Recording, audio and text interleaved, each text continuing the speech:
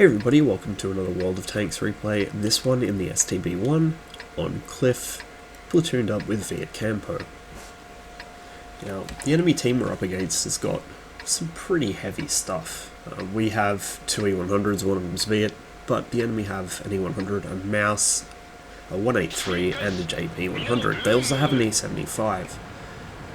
So, this could be unpleasant.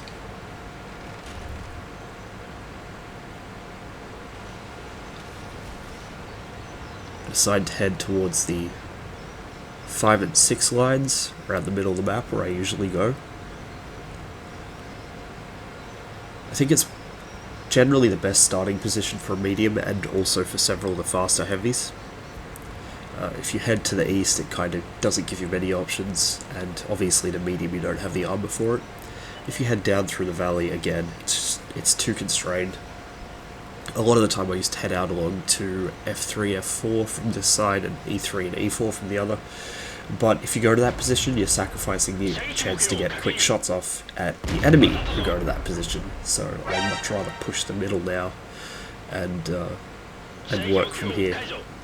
This position also does give you slightly better cover against enemy tanks in the middle and on the hill, though you're more exposed to artillery. You can also take hits from the enemy base. As you can see there, the enemy T-57 has not moved out of their spawn at all, and is actually clipping me from spawn because the 1390 lit me.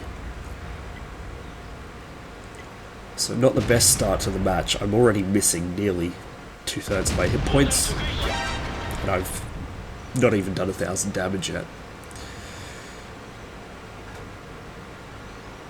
However, I do still have some hit points left, and I've got enough cover here that I can work with it. So I pull back a little, try and buy myself some time to think, get shots in where I can, but don't want to risk my tank too much. I've got plenty of support here anyway, so I can let these guys take some hits instead, while I figure out what to do. For now, things are playing out pretty slowly. The enemy Mouse is bottling up the friendly tanks trying to push through the valley. A 183 sitting back, Viet and the 4502 are pushed up. Looks like that canyon's going to turn into a bit of a stalemate. The enemy E100 is out around the cliff, supporting the enemy E75, the Lorraine, and they have the JPE coming to help them as well. So it looks like the middle is going to have to be where things happen if we want to have much chance of breaking this slow, not quite a stalemate, but it's deadlocked for a bit.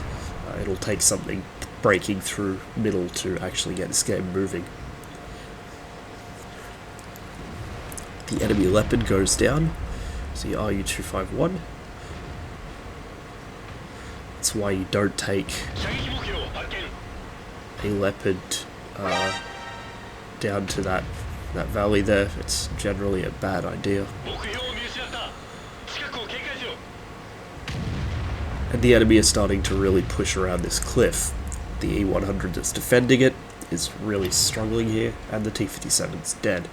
So I actually decide, since we control the hill, or at least since the enemy don't control it, that I can push up here and use the hill to spot some of the enemy tanks, particularly the ones that are further back, like that M103, and also fire from up here to try and defend the eastern approach to the base as this large cluster of tanks push around from the east.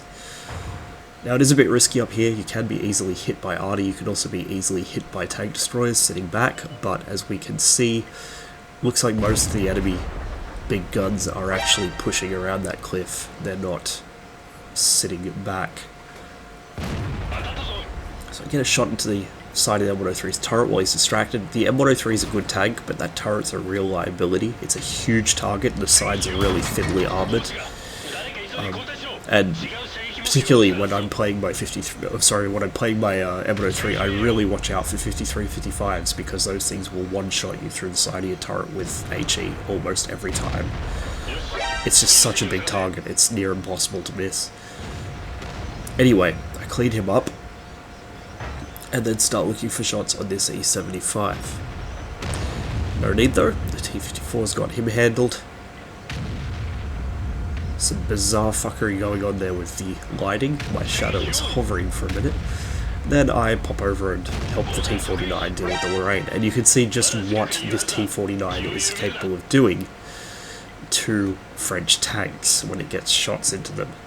It did 1,000 damage to a tier 9 medium in a light tank with one shot. Now, another use of auto-aim that you'll see in a lot of my replays is when I'm doing this, I'm peeking over the top of a hill, particularly this hill because it's so steep and you need to try and minimize your exposure time. It's handy to just keep your gun on a target, pop over, take a shot, then duck back into cover straight away without having to worry about anything else. Particularly against this AMX-30. The AMX-30 has a really good gun with decent handling, and this guy has already shot at me. He does go down though, and so I take a dive. I was aiming for the E100, but I fucked up badly and nearly actually crushed our T-54. But, oh well. Can't win them all. But our team has certainly won this match. Viet's now freed up to push through the western pass, since the enemy mouse is gone. And there's nothing left to defend their base, except for the T-57 and the 183. The Arnie is trying to run, it would seem. Viet accidentally bulldozes his own cover. Thankfully the enemy T-57 doesn't know how to aim, and so Viet gets away with it. 183 goes down. The Conk GC actually gets a pretty decent hit into Viet there, but he's now on reload.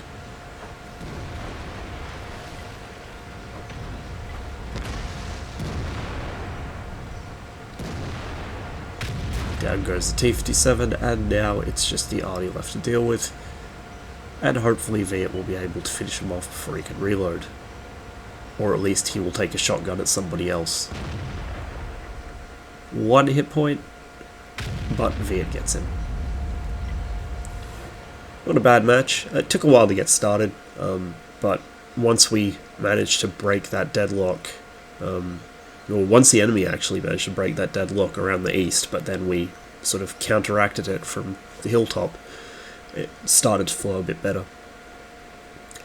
And that hilltop is a useful position. A lot of people don't really realise it. They see it as a place you take a light tank or even a fast medium early in the game, but they don't actually think about using it later in the game to try and either prevent an enemy east push or to get spots on the enemy as your own team pushes up. And particularly when it comes to defending the eastern approach to your base, it's a really good position because a lot of the enemy tanks that are pushing around the base of that hill won't have the gun elevation to hit tanks on top of it. And you're going to be shooting down into their top armor, which is much, much thinner. So it's a good spot, and obviously it gives you good sight on them as well. They have a lot of difficulty fighting uphill, and not only that, but you can also wait until they go past you and sort of moving through the village there in the southeast corner, and then ambush them from behind. And you can see how just a single STB and a T-49, a light tank and a medium tank, were able to lay out quite a bit of damage there, particularly the little T-49 taking out about half of that Lorraine's hit points in one shot. That was pretty beautiful. Anyway, hope you enjoyed the video. Thanks for watching.